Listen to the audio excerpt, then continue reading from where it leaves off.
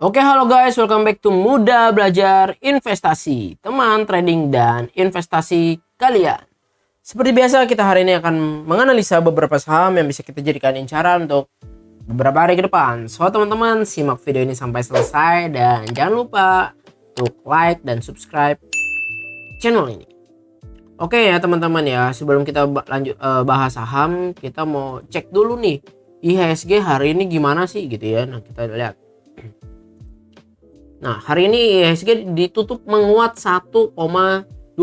Teman-teman bisa lihat 1,2%. Yang terjadi adalah IHSG rebound dari area 6.530-an di sini ya. Hopefully bisa menguat, tapi ada kabar buruknya juga nih ya. Jadi gue nggak terlalu optimis banget karena IHSG naik 1,2%. Kenapa? Karena hari ini kenaikan IHSG ya teman-teman bisa lihat nih ya. Dia itu volumenya di market reguler itu cuma 7,3 triliun ya. Ya, jadi total yang terus sama foreign segala macam ya, total itu sama pasar negosiasi itu 8T. Yang dimana 8T ini low volume karena ya seperti kalau teman-teman nonton ya, gue udah selalu bilang ya, dari November itu market emang udah sangat teramat sepi di bawah 10T terus. Dan hari ini kenaikan IHSG udah bagus naiknya 1,2%, tapi volumenya nggak nyupport dia buat naik gitu. Jadi kayak tanggung-tanggung. Dan kalau misalkan teman-teman ngelihat gitu ya, yang hari ini bikin dia naik ya big banks gitu ya. Teman-teman lihat nih, yang bikin gerak ya Bank BRI, BCA, BMRI naik 5%. Volume transaksinya kebanyakan di area sana gitu udah. Dan di Telkom itu kan, BBNI itu. Jadi big banks yang bikin dia naik, tapi volumenya masih kecil, masih receh gitu. Terus ya seperti itu ya. Jadi untuk market IHSG kurang terlalu optimis kalau gua. Kenapa? Karena masih kecil, under 10T, masih 8T. Ya tapi masih oke lah ya. Hari ini harusnya nggak terlalu pada berdarah-darah gitu teman-teman. Ya. Jadi kita mau bahas nih saham apa yang kita mau analisa. Yang pertama saham Arto. Nah teman-teman pasti kan nanya kan, Arto boleh nggak dibeli? Dia tadi naik loh. Naik berapa? Naik 9,8%. Oke, boleh gak beli? Kalau gua pribadi, gua belum dulu. Kenapa? Teman-teman bisa lihat sendiri, Arto ini saham downtrend. Kemarin dia mengeluarkan laporan keuangan kan Arto. Nah kita lihat nih laporan keuangan yang dikeluarkan ya, dirilis ya sama dia ya. Si Arto rilis nih 2022 ya, 12 bulan kita bisa ngelihat ya, mana dia net profitnya dari 2021 ke 2022. Teman-teman bisa lihat sendiri, dari 86 miliar turun sampai 15,9 miliar ya. Teman-teman bisa lihat itu minusnya berapa. Nah, kita bisa lihat langsung nih di sini nih. Nah, coba nih ya, kita lihat nih, langsung lihat nih Arto nih di sini. Laporan keuangannya dia udah keluarin kan.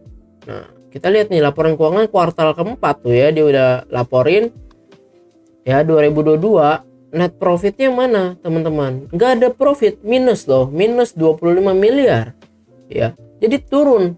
Kuartal 1 2022 dia 19 miliar, kuartal 2 turun 10 miliar ya, turun 9 miliar jadi 10 miliar. Kuartal ketiga 12 miliar, naik 2 miliar doang. Kuartal keempat 2022 minus 25 miliar. Kalau misalnya kita lihat year on year gitu ya, annual nih, kita lihat secara 1 tahun itu ya parah, dari 86 miliar ke 16 miliar. Turunnya berapa persen? Teman-teman bisa lihat nih, annual year on year ya, turun 81,5% untuk Arto. Jadi kalau misalkan ngomongin fundamental, si Arto ini udah jelek ya. Terus kalau ngomongin teknikal, lebih jelek lagi, downtrend parah. Terus apa yang menyebabkan dia naik? Apa yang menyebabkan dia naik? Ya nggak ada, pasti ada yang kepentingan aja naikin. Ya kalau kita sebagai bukan market maker ya, kita harusnya jangan ikut-ikut yang sini. Mungkin beberapa orang ada yang FOMO, jadi beli ini, dia naik 9%, besok beli. Be careful teman-teman ya. kalau gue pribadi, gue menyarankan teman-teman semua ya, penonton setia di sini di Muda Belajar Investasi, gue mau ingetin bahwa hindari saham downtrend. Ini saham downtrendnya udah parah banget ya. Nah, kalau kita lihat dia konsisten bikin lower low ya. Nah, ini masih lower low terus nih. Downtrend parah dari mana? Dari 14 Maret. Oke. Jadi masih banyak lah saham ya, masih banyak saham loh, ratusan saham. Jangan terpatok sama ini karena ngelihat dia naik 9,8% terus kita FOMO, kita ikut-ikutan gitu ya. Be careful sih kalau menurut gua. Jadi untuk Arto menurut gua masih belum terlalu layak buat kita koleksi teman-teman. Ya tapi kalau misalkan kalian emang tetap maksa pengen beli, ya paling si Arto kalau dia naik juga batas sampai di 2.500. Maksudnya dia sampai ke moving average 20 yang garis hitam.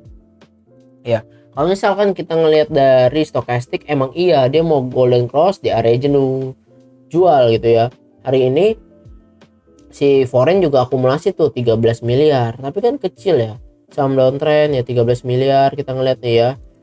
Hari ini big akum memang volume transaksi 43 miliar. Emang foreign beli tuh 16 miliar tuh. Ya, AK beli, BK beli. Ya. Average-nya mereka di mana? 2.323. Ya. Terus hari ini close-nya di mana? Close-nya di 2350. Ya. MACD nggak menarik, minus. Di area minus ya. Kalau stokastik doang yang menarik. Tapi kalau dari chart pattern nggak menarik. Paling batas dia cuma sampai 2.500 Arto. Jadi menurut kalian gimana untuk Arto? Hindari atau bagaimana? Bagikan pendapat kalian yang mengenai Arto. Lanjut ke saham berikutnya nih, Excel. Excel juga hari ini naik cukup baik lah, naiknya cukup baik 7,8%. Ya cuman volumenya kurang. Volumenya menurut gue kurang banget nih. Teman-teman bisa ngeliat lah, volumenya emang lebih besar sedikit dibanding kemarin dia koreksi, tapi kurang. Karena dia ini lagi sideways cenderung mau ke downtrend ya. Ini udah pada dead cross semua moving average-nya. Jadi untuk si Excel ini sideways cenderung downtrend, tapi stokastiknya emang bagus nih. Area jenuh jual golden cross. MACD mau golden cross tapi masih di area minus ya. Foreign hari ini akumulasi 4,9 miliar. Kalau misalnya kita ngeliat totalnya sebetulnya hari ini dia small distribusi teman-teman. Ya emang foreign ada akumulasi CC, AK tuh lihat beli dia. Pokoknya dia net buy lah 4,9 miliar. Tapi apakah udah saatnya kita beli Excel? Menurut kalian bagaimana? Kalau menurut gua belum. Kenapa belum? Nanti tunggunya sampai kapan? Nah, teman-teman bisa ngeliat di sini tuh ada namanya resistance ya, psikologi lah. Di sini dia Excel harus melalui ini dulu nih. Ini mana di sini juga ada moving average 100 dan MA 50. Jadi di 2200 itu berat sekali untuk Excel buat lewatin itu. Ya, jadi kalau misalkan dia belum melalui itu, menurut gue Excel ya akan cenderung sideways aja. Jadi dia pergerakannya begitu-begitu aja.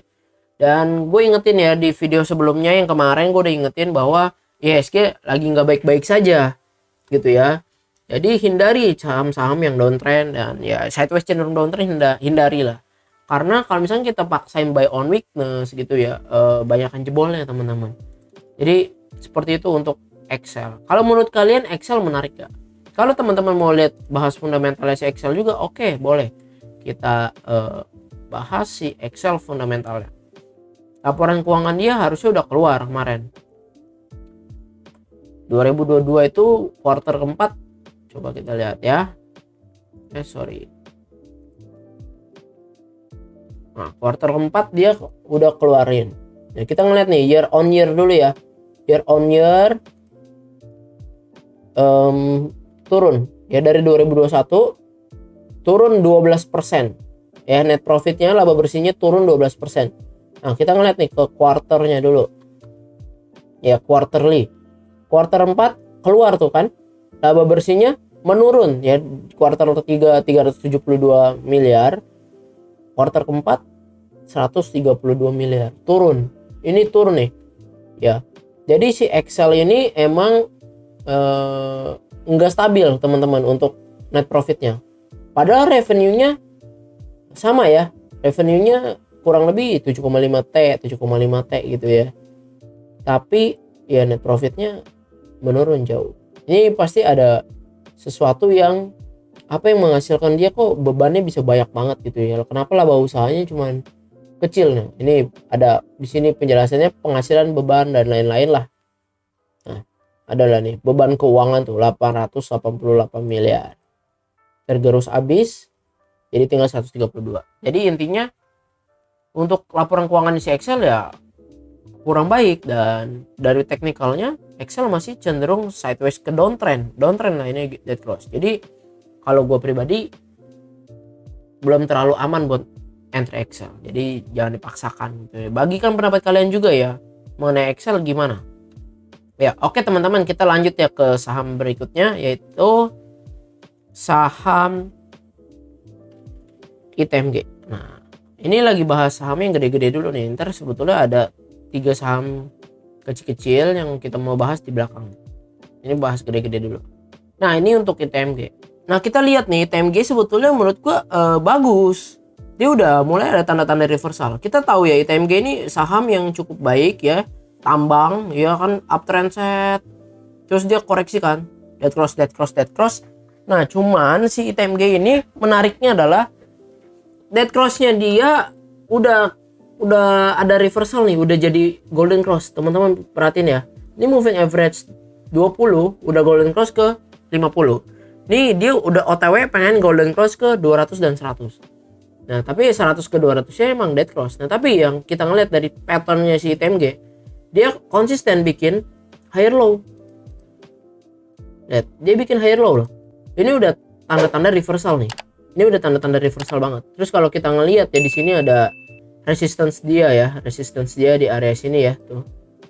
Nah inilah tuh seperti ini. Ini tuh udah tanda-tanda reversal, udah bikin ascending triangle teman-teman. Tinggal tunggu dia ngebreak gak nih, breakout gak nih. Kan dia sekarang lagi di area MA200 dan MA100 kan, di 38, 350. Tapi kalau dia ngebreak, ini menurut gua ITMG cakep. Kalau ngebreak ya, ngebreak dengan volume di 3950, kita pasang plan aja lah ya. 3900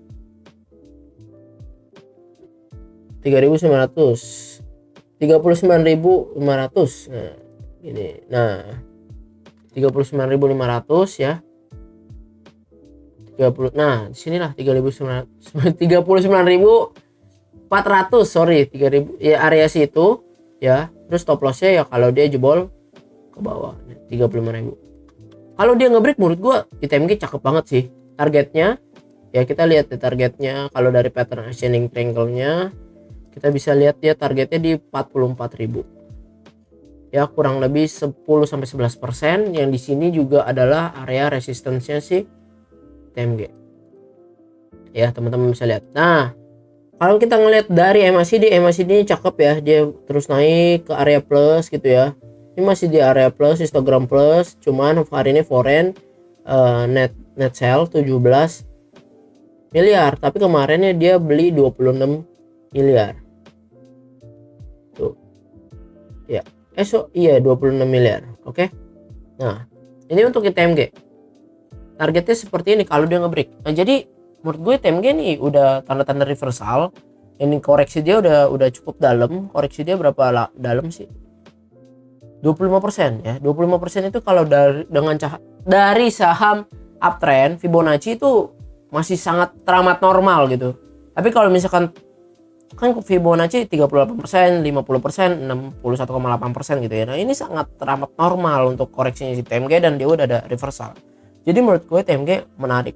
Jadi kita sama-sama tunggu ya, apakah dia bisa ngebreak 39.500. Kalau misalkan bisa, ya udah setup. Tapi ingat ya, jangan terlalu agresif karena IHSG masih kurang baik-baik saja lah. Seperti itu. Nah lanjut nih ke saham berikutnya. Ini saham yang boleh dikatakan gorengan ya. Oke ya, call. Hari ini dia call naik berapa? Naik ARA 34%. Ya beatnya juga gila nih, teman-teman bisa lihat nih ya. Call nih tuh ngantri 129 aja masih 381.000 lot gitu ya. Ya volume transaksinya kurang lebih 17 miliaran 18 miliar gitu teman-teman. Apakah boleh kita masuk call? Kalau gue pribadi saranin ke teman-teman jangan FOMO ya, jangan FOMO karena ini saham downtrend dari dia IPO tok naik tuh. Tapi banyak juga yang menjerit-jerit nyangkut di call karena sekali turunnya hancur-hancuran. Ya namanya saham IPO gitu kan, market capnya juga ya nggak terlalu besar banget gitu ya. Ya hati-hati kalau teman-teman iseng pengen masuk ya lot kecil ya bolehlah, berapa lot mah ya boleh. Tapi kalau misalkan yang dana besar menurut gua hindarilah, takutnya bantingannya ngeri sih ya, apalagi seperti ini. Kecuali si call ini berhasil ngebreak ya resistance dia, at least di sini ya dia ngebreak di 155, dia ngebreak nih ya dengan volume dan konsolidasi, ngebreak pas bukan ngebreak langsung beli tapi tunggu dia ngebreak, dia pullback dikit konsolidasi, ngebreak lagi entry boleh. Tapi kalau sekarang menurut gua bukan saatnya sih teman-teman ya, jadi kita tungguin aja di 160 ini. Kalau dia ngebreak dan dia bikin konsolidasi, jadi kita boleh simak si saham call ya. Jadi kita sama-sama ya ingetin 160 gitu ya kalau dia ngebreak. Kalau enggak ya udah lupakan, jangan FOMO ya. Lanjut ke saham berikutnya nih, NICL. NICL sebetulnya udah gue pernah bahas udah lama sih ya, 1 bulan yang lalu lah. NICL ini saham bagus, ini mana ini saham masih sangat uptrend ya. Ini gue waktu itu udah take profit. Nah cuman NICL ini benar-benar bagus, waktu dia pullback terus dia naik ya, dia konsolidasi, ini cakep banget coy.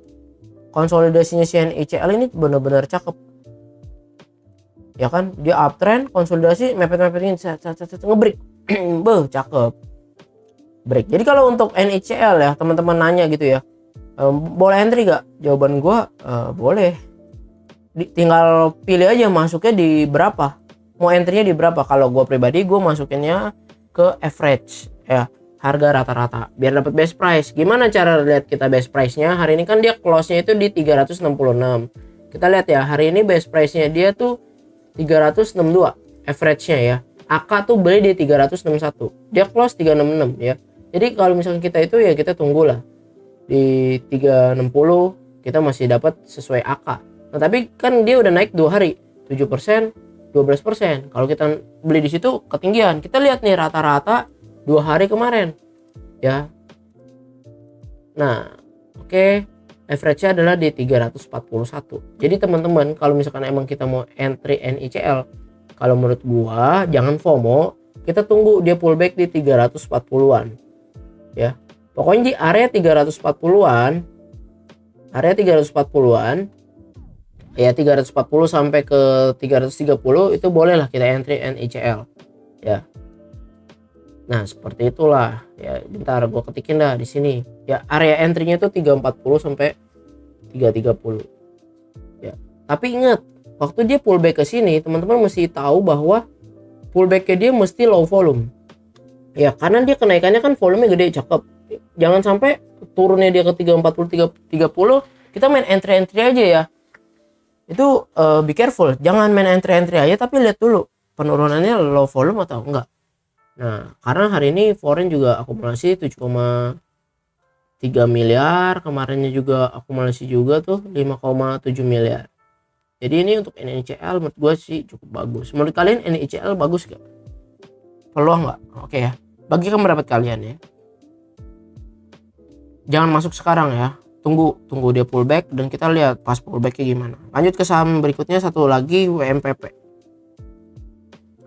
Nah WMPP ini kan naik juga nih 15%. Terus pertanyaannya boleh masuk gak? Jawabannya enggak, mendingan NICL kalau gue ya. Kalau gue kenapa? Karena dia saham yang downtrend ya kan, downtrend. Tapi dia breakoutnya emang cakep, dia habis konsolidasi nge-breakout. Ini sebetulnya cakep sih. Nah, tapi kalau kita masuk sekarang udah sangat ramai ketinggalan dia, dan dia juga udah kebentok resistance-nya di MA20. Jadi ya gitu deh teman-teman. Dari stokastik menarik lah Golden Cross, MACD juga menarik Golden Cross, Big Akum jelas, cuman 2,4 miliar volumenya. ya 2,4 miliar, udah naik 15%. Kita masuk sekarang, menurut gua tinggal tunggu bantingannya aja loh. Jadi ntar dulu sih kalau UMPP, tapi terserah kalau kalian gimana, bagikan pendapat kalian yang mengenai UMPP. Oke teman-teman, sekian dulu analisa saham kita pada hari ini. Semoga analisa ini bisa bermanfaat buat kalian ya. Dan gue mau ngucapin selamat hari nyepi buat teman-teman kita yang di Bali gitu ya. Semoga lancar gitu ya. Semoga diberkati selalu. Jadi gue mengingetin besok jangan bingung ya kalau bursa nggak gerak, libur bro. Libur ya. Jadi libur tanggal 22 sampai tanggal 23. Jadi 2 hari ini libur. Ya boleh teman-teman silakan komentar kita mau belajar apa selama 2 hari ini biar kita ya belajar lah ya. Gue juga belum sempat posting tuh yang stock split Bank Mandiri ya, nanti gue coba siapkan lagi soalnya belum finish banget. Jadi kita akan jumpa di video berikutnya. Thank you semuanya, bye bye.